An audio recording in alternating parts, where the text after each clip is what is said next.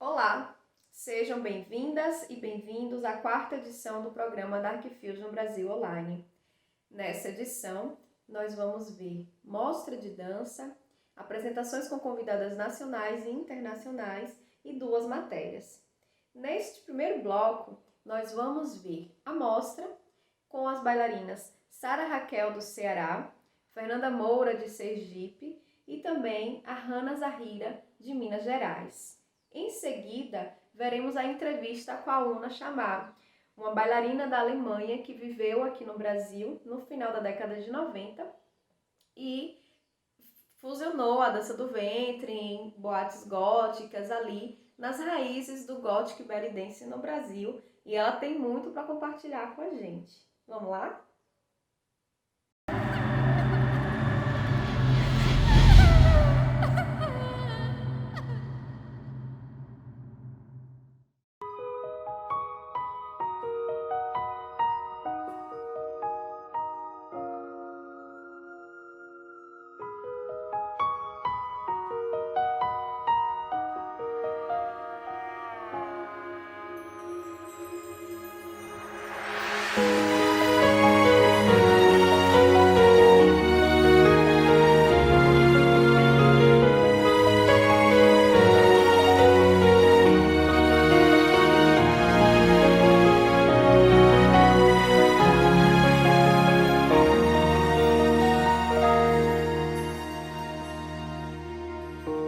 What's a miracle if life itself is not?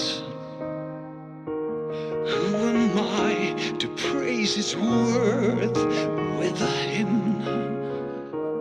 I may stumble over words that I forgot, just as life itself will slowly begin. Sing me a song for the mountains to move. Sing me the anthem of life. Sing me the anthem of life. I am skeptical, I like my glass of wine. I don't know your name or what I am to do. One day you wonder why. Try read between the lines, and you will sing for me the way I sing for you. Sing me a song for the ocean to part. Sing me the anthem of life. Sing me the anthem of life. Sing me the anthem of life.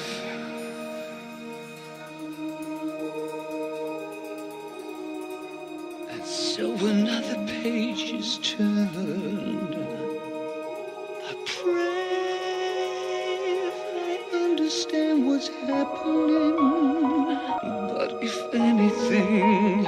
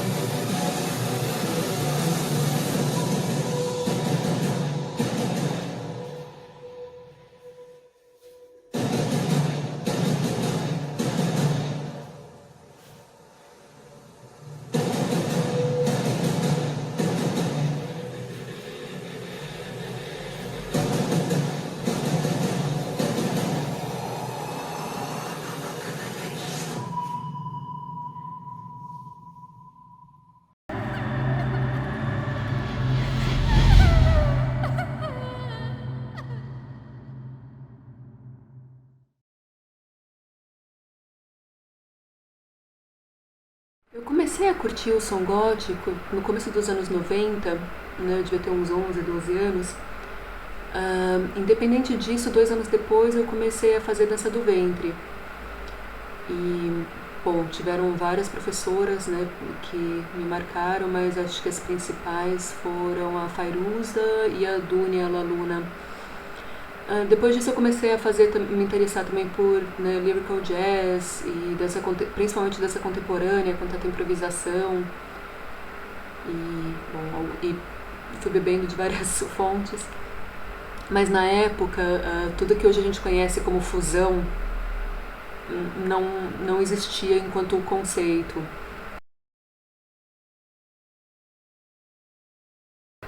Tudo isso que eu vou contar agora foi antes dos anos 2000, e então é bem possível que eu esteja esquecendo de alguma coisa, né? Então, por favor, desculpa se eu estou passando alguma informação incompleta. O que eu lembro é que na época tinham algumas organizadoras que tentavam dar um toque mais cultural, né, para as baladas, e um deles é o saudoso Maurício Manja, que foi o idealizador da Rave Gótica. Se eu não me engano, eu dancei até na primeira, e foi bem naquela de, eu sei que a Pri faz dança do ventre, né, quer fazer, vamos, né, foi meio que na louca mesmo. Eu não sei se eu fui a primeira que fez alguma coisa nesse tipo, porque muito tempo depois eu vim descobrir que outras pessoas também estavam fazendo coisas parecidas, só que uma não sabia das outras. Eu lembro até que a primeira dança que eu fiz foi uma dança da espada, com uma música do Calveinada. E, bom, depois disso eu dancei também em algumas festas do Adriano Pacianotto, e que ele também tinha uns eventos incríveis, né, com um mural de poesia. E também tinha, isso eu não estou muito certa, mas eu acho que foi onde depois virou o Holocausto, e tinha o Alexandre, sobrenome eu não vou lembrar, que também às vezes tentava fazer algumas performances. E não era só de dança do ventre, né? Não era só eu fazendo, tinha outras pessoas também, algum pessoal do teatro, alguns até da dança exótica. Tinha bastante gente fazendo coisas diferentes. No Satã, um tempo depois eu lembro também de ter visto um pessoal fazendo dança do ventre, e até eu me arrependo muito de não ter buscado contato na época.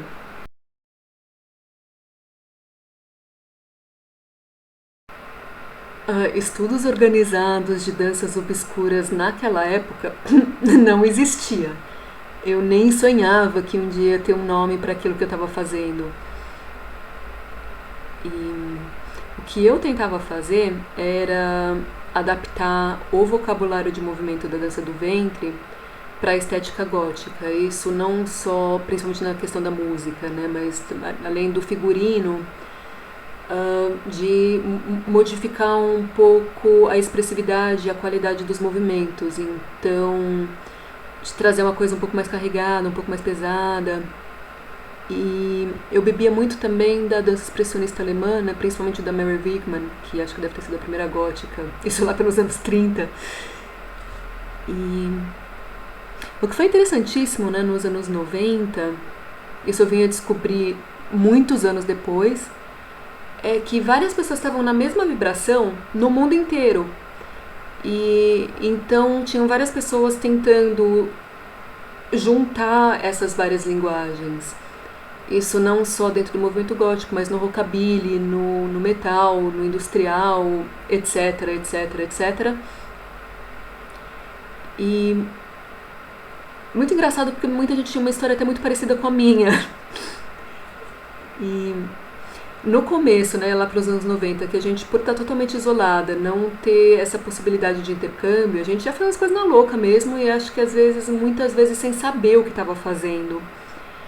E com o tempo o estilo foi se aprimorando, né? A gente começou a ter possibilidade de intercâmbio maior, uma foi aprendendo da outra, cada uma trazia um background diferente. Então as coisas foram se aprimorando, foram se somando. Mas a gente também deve muito tributo a um pessoal que, apesar de não ter nenhuma ligação com o universo mais sombrio, trabalhava de uma forma muito experimental com a dança do ventre. E de São Paulo, dos anos 90, eu posso citar a Angélica Rovida, que fazia o Ventre Repente, né? Era uma coisa doidíssima. E a Marise Piva, que unia muito a dança contemporânea com a dança do ventre. Tinha algumas outras que infelizmente eu não vou lembrar o nome agora. Elas também influenciaram muito isso que a gente está fazendo hoje, isso muito antes de se falar em fusão tribal.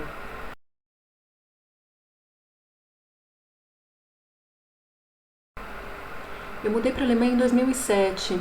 Na época eu estava trabalhando com direitos humanos e educação política, o que eu continuo achando importantíssimo. Só que uns 3 anos depois, né, isso foi lá por 2010, eu meio que tive um circo-tico, porque eu, depois de tanto tempo tendo feito uma pausa, né, das apresentações, eu comecei a sentir muita falta dessa energia da dança, né, tava tudo muito na cabeça, eu senti muita falta de trabalhar mais com o corpo. E isso também foi uma coisa super suicida, foi bem na louca mesmo, e eu não consigo me explicar como que isso deu certo, mas desde então, né, desde 2011, 2012, eu tenho vivido só com a dança. E eu também aprendi a fazer show de fogo, e hoje eu me apresento com dança do ventre, né, com o fogo, etc. E eu também tenho alguns projetos com dança-teatro. Acho que algum deles que é o mais marcante é numa galeria de arte erótica, e lá eu trabalho o erotismo do ponto de vista feminino, né? Então trazendo não a mulher como um objeto de desejo, mas como um sujeito que deseja. E nesses últimos anos, né, no último ano por causa da pandemia, eu comecei a trabalhar com o meu parceiro, o Hunter Ba, mais conhecido como Oblivion Guest, que é um dos dinossauros, né, do industrial da Inglaterra. E a gente começou a fazer um projeto no Patreon com audiovisual. A gente tem trabalhando muito com vídeo, eu estou adorando essa linguagem também, e acho que depois que acabar a pandemia a gente vai continuar, porque isso virou coisa de coração mesmo. Eu não tenho uma escola, eu tenho aqui o meu estúdio que só cabe mais 1, 2 pessoas no máximo, né, então eu dou aula particular aqui. Mas eu dou aula de fusão gótica em outras escolas, dança do ventre, ou, às vezes alguns workshops de fusão, dança criativa, e também eu sou professora convidada pelo Tribal Fusion Expert, que é uma formação que a Isocarina Rennes criou em Bochum. Lá eu dou aula de elementos de dança moderna e contemporânea na fusão tribal, presença de palco e trabalho energético. Além disso, eu organizo alguns eventos, né, o mais antigo desde 2012 é o Proserpina Nacht, e isso é um festival para, né, danças góticas e afins, né, na falta de um termo melhor. E então não me importa muito qual que é a base técnica da bailarina. Então tem o pessoal que vem do jazz, tem o pessoal que vem do butô e do burlesco. E quando eu falo afins também, porque no fim se abriu muito mais, né? Hoje a gente não tem só artistas góticas, mas há áreas que eu considero parentes, né, por assim dizer. E além de ser um evento de dança, eu procuro dar espaço também para outros artistas. Então tem uma exposição, às vezes tem algumas contribuições de vídeo, e na exposição tem desde fotógrafos até pintoras, e ano retrasado, teve uma escultora também. Um outro evento que esse é realmente gótico de raiz mesmo, é o Spellbound, que é um tributo a Susie and the Banshees, e para mim é uma tentativa de resgatar um pouco essa cultura, né, do final dos anos 70, anos 80, comecinho do 90. E teve 2 edições já do Spellbound. A terceira, se tudo der certo, vai ser no ano que vem, que daí vai ser a última. Depois disso, a ideia é fazer um tributo ao Bauhaus.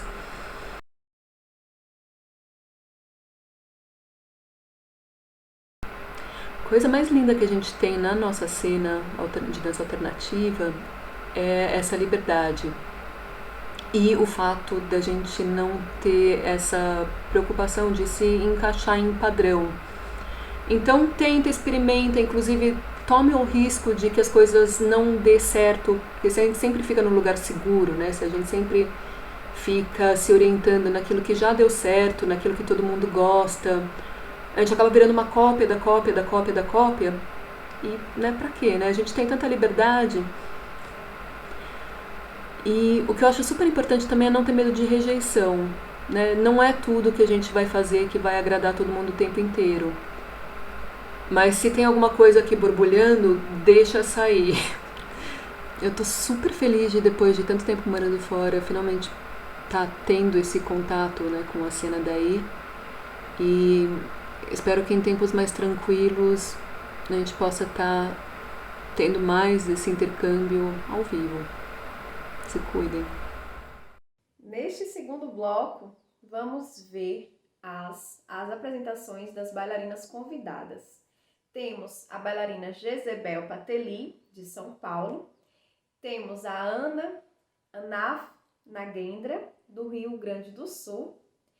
Temos também a bailarina Una Chamar, da Alemanha. E o seu grupo, Basta Fídio, também da Alemanha. Em seguida, veremos uma matéria com a Aline Pires, de Santa Catarina. Ela vai compartilhar com a gente a sua experiência na cena Dark Fusion de Florianópolis e região.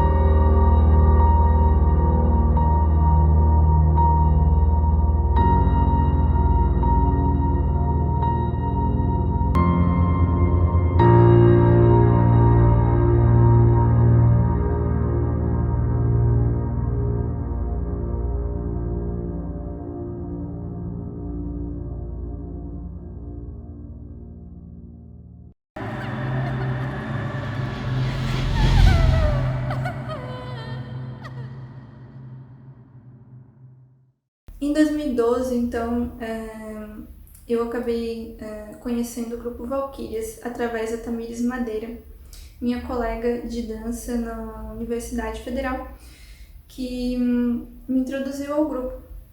Então, o grupo Valquírias ele existiu de 2012 até 2017, que foi quando encerrou as atividades. E sua formação original era Paula Vascos, Chay Haddad, Tamires Madeira e Carolina Domingues. Na época eram realizadas coreografias com a fusão metal belly dance. Depois o foco do grupo se tornou fusão com danças medievais. Nós pesquisávamos danças de corte para realizar as coreografias. E depois com a minha entrada e com a entrada de Sibeli Piazza, o foco do grupo mudou para o Dark Fusion. E dentro dessa transição, eu e Tamires Madeira desenvolvemos uma coreografia que mesclava a fusão medieval com o Dark Fusion.